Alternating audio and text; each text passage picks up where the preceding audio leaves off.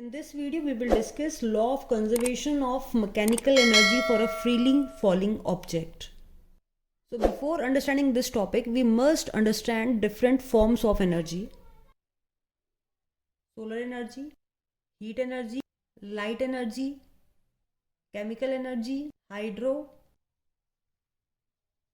wind, ocean thermal energy, geothermal energy, biomass, tidal energy, sound energy, mechanical energy, electric energy, magnetic energy, electromagnetic energy, and nuclear energy. So for example, first one is the solar energy. It is the energy radiated by the sun. As we know, from the sun we get the energy. It is called as the solar energy. So next is the heat energy, and it is produced when coal is burned, oil, gas, or wood is burned. Light energy, again it is because of our sensation of sight, and it is also produced by the sun. Then the chemical energy, this energy is possessed by various fossil fuels. It is also called as a fuel energy. Then the hydro words represent the water. So we can say the energy possessed by the flowing water in a river or in a stream. For example, in dams we generate the energy from this hydro energy. Then wind energy, which means the energy possessed by moving air. Then the ocean thermal energy. Now it is stored in ocean. How? Because of the temperature difference between the above layer and the inner layer. This change in temperature will stored in a form of energy which is known as ocean thermal energy. Next is the geothermal energy. It is the heat energy of the earth, and it is found within the rock formation and the fluids held within these formation. So this is a geothermal energy. Next is the biomass. Biomass, we can say the energy obtained from living matter or its residues. Tidal energy, energy from tides. Sound energy, we can say the energy possessed by a vibrating object is called as a sound energy because it produces the sensation of hearing. Next is the mechanical energy. It is the most common energy. It is possessed by a body due to its position or configuration. For example, if we can say because of its configuration it is called as a potential energy, because of its motion it is called as a kinetic energy, and sum of these two energy is known as a mechanical energy. So it is very important to understand this concept. The mechanical energy, the sum of two energies, that is the potential energy and the kinetic energy, that is by virtue of its configuration or by the virtue of its motion, the sum of these two energies is called as an mechanical energy. Now next is the electric energy, the energy possessed by the charges, that is they are at rest or they are in motion. Magnetic energy, which means energy possessed by the magnetized bodies. Electromagnetic is the combination of electric and the magnetic energy. And the nuclear energy, the energy produced by the fission and the fusions of different atoms. So all these are the different forms of energy which exist in our nature. Now the next important point is that we can easily convert one energy into another. Now for example, from the hydro energy we can easily generate the electric energy.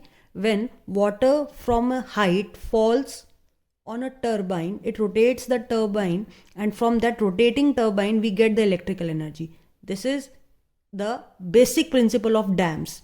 जितने भी dams होते हैं वो एक for example वो water को store करते हैं and then they just using that water rotate the turbines, and from those turbines the electricity is generated, so that we can say that we have converted hydro energy into the electric energy. Similarly, electric energy can easily converted into a mechanical energy. जैसे for example अगर if there is no fan, अगर fan ना हो तो हमें हाथ से हवा करनी पड़ेगी, बट उसी फैन को इलेक्ट्रिक एनर्जी रोटेट करके हमें एयर प्रोवाइड कर रहा है. So that is we can say electric energy is converted into a mechanical energy. Similarly, electric energy is converted into heat energy in case of your heater, geyser. वहाँ पे क्या हुआ, हमने इलेक्ट्रिसिटी को पास किया और ऑब्जेक्ट से क्या रेडिएट हो रही है, हीट हो रही है, which means it is converted into heat energy. Similarly, heat can also be converted into a mechanical energy. जो पहले इंजन्स होते थे, ट्रेन के इंजन्स होते थे, वो स्टीम बेस्ड होते थे, ठीक है. हीट से स्टीम प्रोड्यूस हुई और स्टीम से वो इंजन मूव हुआ, which means heat energy is converted into a mechanical energy. Similarly light energy से इलेक्ट्रिसिटी जनरेट हो रही है और सोलर एनर्जी से इलेक्ट्रिसिटी जनरेट हो रही है, which means solar energy is converted into electrical energy. We are running various vehicle on the basis of fuels, that is on the basis of chemicals. So here chemical energy is converted into a mechanical energy, and there are number of examples we can say in where from the nuclear energy we are getting the electricity. So we are converting nuclear energy into the electric energy. So we can say in this universe energy can only be converted into one form to another. It can never be created nor be destroyed. It is already existing and it is only converted into one form to another. So that is the law of conservation of energy, which states that energy can only be converted into one form to another. It can never be created and nor be destroyed. And further, the total energy of the universe will remain constant. That is, sum total of two energy will always remain constant. As we have already discussed in our previous example, whenever there is a potential energy and kinetic energy, the sum total will always remain constant.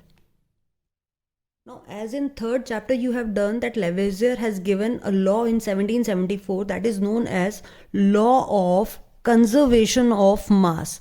Now, which states that again the similar thing, that mass neither be created nor be destroyed, only converted into one form to another.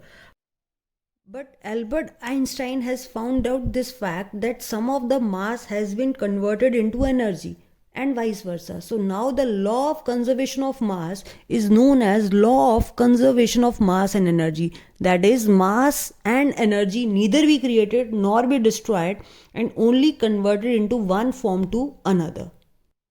So law of conservation of energy states that energy can neither be created nor be destroyed. It can be only converted into one form to another, and the total energy of the system remained constant. So this is a very important law which is given by, we can say, a Robert Mayor, a German physicist, and it is further, we can say, established by a scientist Helmholtz. So initially it is given by the Robert Mayor and established by the scientist Helmholtz. So on the basis of law of conservation of energy, we will discuss the law of conservation of mechanical energy in case of freely falling body. Now, as we have already discussed that mechanical energy is, so sum of kinetic and potential energy of an object is called its total mechanical energy. Now next we will prove that the sum of the total kinetic and potential energy of an object is always constant at any point. Now consider a mass of object M. For example, this is a mass of object M is at point A, position A, and its distance is h from the ground. This is the first condition we are taking. Second, when this object A reaches the ground, just it reaches the ground, before reaching there, its velocity is where? Here velocity is 0 because initially it is at rest. So the velocity here is 0. But as soon as it reaches the ground or touches the ground, it is moving with certain velocity. We consider that velocity to be V, and this position is B here.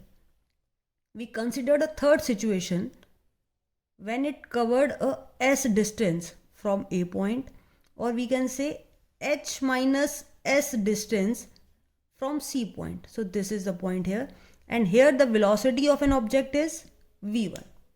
So now we will find out three different energy for point A, energy for point B, and energy for point C, and we will find out that energy at all these 3 points it's same.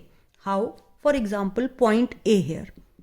So at point A, as we know, mechanical energy is sum of the kinetic energy and the potential energy. Now kinetic energy at this position is half mv square, but since object is at rest, so v is here 0, so kinetic energy is here 0, but potential energy is mgh. M is mass, g is acceleration due to gravity, and h is the total distance. So total energy at this point is sum of 0 plus mgh. Answer will be mgh. Now consider the point B here. This is the point B. Now as soon as it reaches the ground, so all the distance will become 0. So we can say at point B, potential energy is 0 since distance is 0. That is h here is 0. Because as soon as it touches the ground, there is no height. So h is 0. Now kinetic energy. It is because of half m v square. Now for this point V, if we calculate V in terms of h, we know that v square minus u square is equal to 2as. Now since initially the object is at rest, so u will become 0. And we know that here acceleration due to gravity is g. And what is the distance covered here? H. So v square will become equal to 2gh. So in place of v square, we can easily put this value 2gh. So now this will become half into m into 2gh, cancel, and final answer will become mgh. So again energy at this point also mgh. Again I am repeating, we have to calculate the total mechanical energy at point B, and total mechanical energy is sum of potential energy and kinetic energy.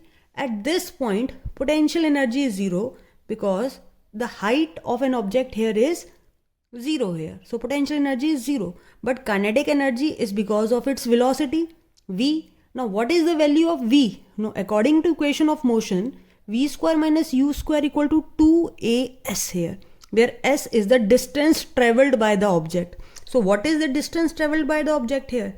It is h here. So by putting this value, we get total energy comes out to be mgh. So here also sum of potential energy and kinetic energy is, total energy here is mgh. So we have calculated that point A, the total energy is mgh. At point B, the total energy is mgh. Now we will calculate the total energy at point C. Now at point C, now this is the point where the object is lying. Now it possesses potential energy because of this height, because it is at height of h minus s, and it possesses kinetic energy because of its movement to reaching this point with velocity v1 here. So first of all, we write it, total energy is sum of potential energy and the kinetic energy. Now potential energy here it is mg h minus s, since this distance is h minus s. This is the first part. Now we have to calculate the kinetic energy for this point. Now again kinetic energy is half m v1 square. Now what is v1 here? v1 here, again by using equation of motion, v square minus u square equal to 2as. So v1 square, because we are calculating v1 square, u again is 0. What is the distance travel? It has traveled the distance of s here. So v1 square will become equal to 2as.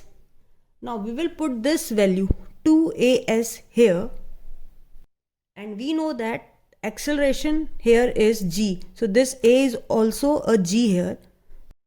So when we put v1 here, we get half m 2gs, 2 to 2 cancel. So kinetic energy comes out to be mgs. Now we know that total energy is sum of potential energy plus kinetic energy. Now potential energy is this one plus kinetic energy. What is kinetic energy? mgs. So when we open this bracket, we get mgh minus mgs plus mgs. So this will cancel out. So what we get the total energy here also? mgh. So what we have concluded, that is for point A, for point B and for point C, the total energy in a free fall will remain constant, that is mgh. No external force acting over it, only the acceleration due to gravity is acting on it. So we can say the total energy of a body at point A, B and C remains same. That is, we have here neglected the effect of, we can say, resistance or a friction by air. So we have only considered it as a free fall under the act of gravity, and we know that mechanical energy is sum of potential energy and kinetic energy. For each point we find out first kinetic energy, then potential energy, then we sum it, total it. At point A, kinetic energy is 0, but potential energy is mgh. At point B, potential energy is 0, but kinetic energy is half mv square. By putting the value of v by equation of motion, we get again here total energy mgh. And at point C, we have taken both the sum of potential energy and kinetic energy again. So again we get the value by substituting different, that is mgh. Only one simple rule is to be followed at each point, that we have to calculate the total energy, and which is sum of potential energy and kinetic energy. At point A, kinetic energy is 0. At point B, potential energy is 0. But when potential energy is 0, then kinetic energy is maximum. When kinetic energy is 0, potential energy is maximum. At the intermediate point, both have the intermediate value. In total, it is always equal to mgh.